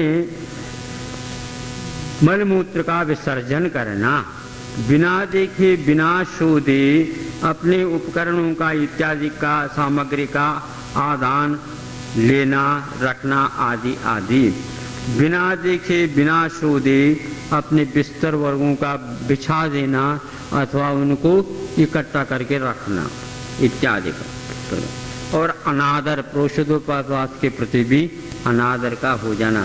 स्मृत्यनुपस्थान कि कितना क्या किया था इसका स्मृति ही नहीं रखना, एकाग्रता का अभाव हो जाना, ये भी दोष है। सचित संबंध सम्मिश्रा विषव दुपक्वाहारा, ये भोगो भोग परिमाण व्रत के 5 दोष हैं। सचित का आहार लेना और सचित से संबंधित आहार लेना अथवा सचित मिश्रित आहार लेना, अविषव मैंने गरिष्ठ आहार का उपयोग करना, और दुपक्वा है मैंने कच्चा पक्का अति ज्यादा भी पक गया तो भी खा लिया पी लिया, इस प्रकार करने से ये 5 प्रकार के भोगो भोग परिमाण व्रत के अत्याचार। आज दुपक्वार का हाथ थोड़ा सा हम खोल दें। दुपक्वार का अर्थ क्या होता है? कच्चा जो हो जाता है वह दुपक्वाहार बने। दुष्टुपक्व दुपक्व, ये जो सही नहीं पका है। कई लोगों की यह बात सुनने में आ जाती है महाराज कि जैसे सिगड़ी के ऊपर पकाया जाता था उस प्रकार गैस के ऊपर पकाया नहीं जाता, ऐसे नहीं होते। क्यों ऐसा? तो अग्नि और गैस में कुछ अंतर है क्या? नहीं, ये सोचो विचार। महाराज इसमें क्या है? उसमें भी उष्णता है और इसमें भी उष्णता है। नहीं, पहले जो कहा जाता था कि भिन्न भिन्न ईंधन के माध्यम से भिन्न भिन्न पकाव अलग ढंग से होते थे। हाँ, सोने को पकाने के लिए कंडे से तो पकाया नहीं जाएगा, सोने को पकाने के लिए ईंधन अलग होता है, और आप लोगों के भोजन को पकाने के लिए ईंधन अलग होता है। तो इसी प्रकार गैस के माध्यम से जो पकाव होता है वो कहाँ तक उसके ऊपर प्रभाव डालता है यह हम नहीं कह सकते। हाँ, बिजली के माध्यम से भी करते हैं तो उसका भी कैसे? एक बार सज्जन ने पूछा, पानी को तो डायरेक्ट ही रॉड के द्वारा पकाया जाता है, उसमें रॉड ही डाल दिया और वह पानी उबलने लग जाता है।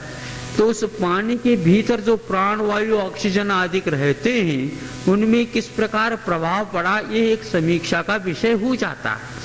ये इसकी परीक्षा के बिना हम कुछ कह नहीं सकते, क्योंकि पानी को तो प्राण के रूप में हम स्वीकार कर रहे हैं। तो वह प्राणी की जात वो प्राण के रूप में स्वीकार न होकर के यदि मान लो हानिकारक हो गया तो वह हमारे लिए हिंसा का दोष लगेगा उसमें। मान लो वहां रोग हो गए, हाथों के ऊपर दुष्प्रभाव पड़ गया, दृष्टि के ऊपर दुष्प्रभाव पड़ गया, वाणी के ऊपर दुष्प्रभाव पड़ गया, पाचन शक्ति कमजोर हो गई या और अति हो गई, ये सारे उसके ऊपर निर्धारित हैं। इसलिए दुपक्वाहार अपने आप में, और एक बार पका दिया गया पुनः उसको पका दिया, गर्म कर दिया, ये दुपक्व के अंतर आ जाता है। अति पक गया वो, सुबह का भोजन था उसको थोड़ा सा और गरम कैसे करें? हैं? आप जब गरम हो जाते हैं उस समय कैसा होता है? आपका स्वभाव कैसा होता बताओ? उसी प्रकार उसको डबल बार गर्म कर दो तो वो भी अपना प्रभाव तो दिखाएगा। लेकिन अच्छा लगता है तो जुबा के अच्छा नहीं लगता होगा, पेट के लिए कहता कि भैया ये ठीक नहीं, भेजो नहीं और भेज देते आप, गड़बड़ हो जाता है। ये दुपक्वार के अंतर्गत आ जाते हैं। किसी एक व्यक्ति ने पूछा था, पानी रखा था कल का था, अब वो उसकी मर्यादा भंग हो गई, यद्यपि वह पका हुआ था, दोबारा हम उसको पका सकते? गलत है, ऐसा नहीं कर सकते। एक बार जो उबल गया उसको दोबारा उबालोगे तो उसमें प्राण शक्ति समाप्त हो चुकी है। औषध उकाली बनाना चाहते तो बात अलग है। हाँ, सचित निक्षेपाभिधान पर व्यपदेश मात्सर्य कालातिक्रमा, ये अति संवाह के चार। सचित के ऊपर निक्षेप यानी रखना, यानी कोई भी भोजन पदार्थ सचित के ऊपर रख देना। या मान लो कोई पत्तल है आदि, पत्तल का मतलब वो ही नहीं कि कोई पत्र है, केले का पत्र है और कोई भी पत्तल है उनके ऊपर रखना। निक्षेप, सच निक्षेप। विधान का अर्थ ढक देना होता, उस प्रकार के पदार्थों से ढक दिया भोजन को तो भी वह सदोष माना जाता। परव्यपदेश दूसरे के द्वारा देने योग्य है और आप दे दोगे तो यह भी परव्यपदेश दोष आता है। घर के धनी तो नहीं दे पा रहा है, बाहर के लोग आ करके देते हैं, इसमें लेने के संकोच हो जाते हैं, लेकिन फिर भी इसमें दोष आ जाता। परव्यपदेश दोष इसको बोलते हैं। मात्सर्य दाता के प्रति, अन्य दाताओं के प्रति, साधर्म के प्रति अथवा पात्र के प्रति भी मात्सर्य भाव रखना, ये भी दोष मन। कालातिक्रम, 10 बजे मान लो उठने का समय है, सुबह ही उठ गए अथवा 5 बजे खड़े हो गए तो ये काल का अतिक्रम माना जाता है। जीवित मरणा शंसा मित्रान राग सुकान बंद निदानानि, ये सल्लेखना व्रत के 5 अत्याचार हैं। जीवन की इच्छा अथवा मरण की इच्छा, जल्दी जल्दी मर जाऊं ये ठीक नहीं, और थोड़ा जी जाऊं ये भी ठीक नहीं। सल्लेखना व्रत जिसने ले लिया, अब जीने की भी इच्छा नहीं रखना और मरण की भी इच्छा नहीं रखना। मित्रानुराग, जो पुराने मित्र थे उनके प्रति अनुराग या व्यक्त करना, ये भी ठीक नहीं। कोई मित्र नहीं, कोई शत्रु नहीं, ऐसे भाव रखना। और पहले के सुख जो हुए थे उनका या उनको याद करना, यह भी दोष माना जाता है। अथवा निदान बंद, सुकान बंद और निदान बंद, ये निबंध शब्द जो है ना, ये दोनों के साथ लगा सकते हैं, इसको मध्य दीपक बोलते हैं। निदान बंद, अगले जीवन में मरले ये मिल जाए, इस प्रकार की भावना कर देना, यह निदान बंद ध्यान। ये पंचम गुण स्थान तक हो सकता है। शल्य अलग वस्तु, ध्यान अलग। अनुग्रहार्थम स्वच्छात सर्गोदानम, दान किसको बोलते हैं? स्वच्छ अतिसर्ग, अपना धन का त्याग, अपना जो कुछ भी बनाया उसका त्याग, किसके लिए? अनुग्रहार्थम, अनुग्रह के लिए। किसके ऊपर अनुग्रह? दोनों के लिए। अपने लिए भी अनुग्रह, अपने ऊपर भी यदि उपकार करना चाहते हैं तो कुछ त्याग करो। हाँ, बिना त्याग किए खाना अपने लिए भी हानिकारक है, लोग अच्छा नहीं मानते वैसे।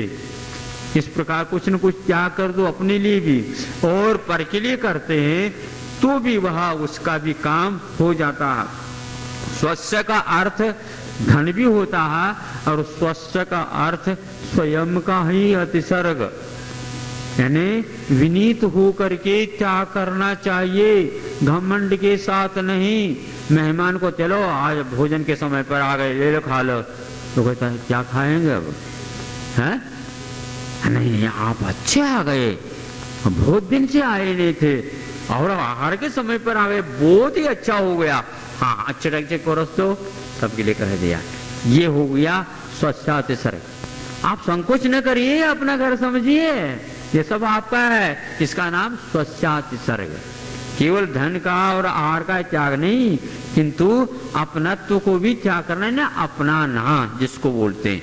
ये यदि नहीं है तो वह अनुग्रह नहीं माना जाता, पर विग्रह में ही आ जाता वो। विधि द्रव्य दात्र पात्र विशेषा तद विशेष।